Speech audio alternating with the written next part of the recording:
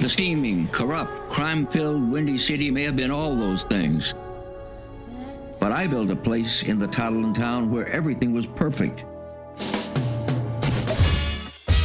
It's the Playboy Club. It's not a knitting club.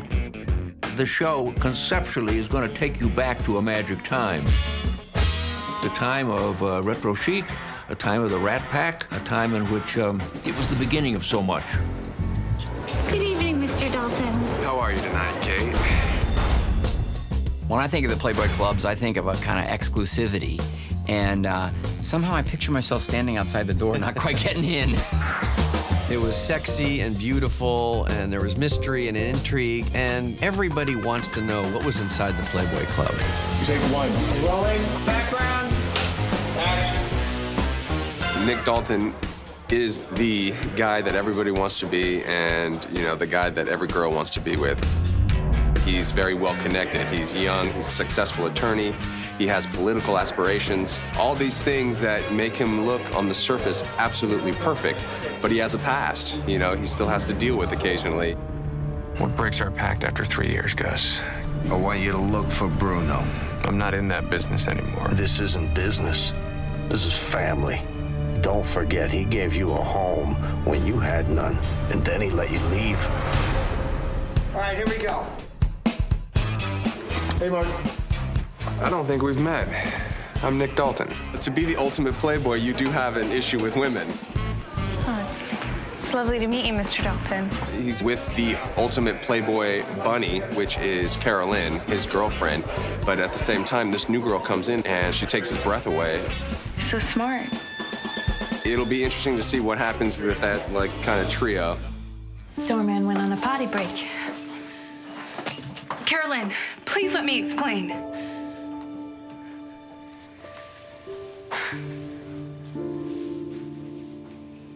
Stand by. Maureen is a small-town girl with big dreams and big eyes. It doesn't matter what's going on out there. We're in here. We're at the party. I was interested in this because the things that were happening around the club. It's on the eve of women's lib, the eve of the sexual revolution, on the cusp of the civil rights revolution. It's a great history and time for music, for art, for dance, for fashion. So much of a story to tell. Stand up straighter. Lose the wedding ring. More mascara. Smile. Girls, I am now your bunny mother. Carolyn is the first bunny ever. She's the head bunny, and she ends up being the first bunny mother. Because you are either the living, breathing fantasy that is the Playboy bunny, or you're not. Of course, you think, oh, it's just wearing a cute outfit and walking around. But Pat Lacey, who works for the Playboy Mansion and who was a bunny, she came in and she taught us the bunny perch, the bunny stance, the bunny walk, the bunny dip. And now you try to bunny dip holding a tray full of glasses filled, you know, and arching your back and not spilling on anyone and smiling.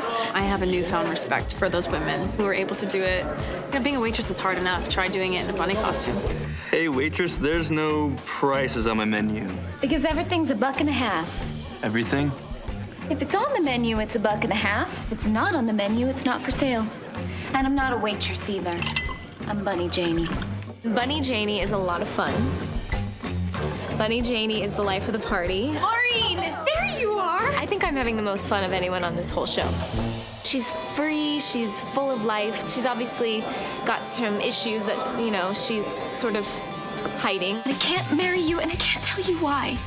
There's just a lot of issues that we can really explore with the show. You know, I guess the sisterhood of all the bunnies is really what fascinated me. Hef doesn't care what color people are as long as they're interesting. I'm gonna be the first chocolate centerfold.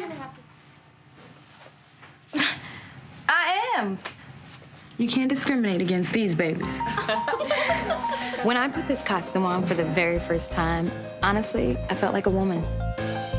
Brenda is a smart girl. She's very strong, she's level-headed.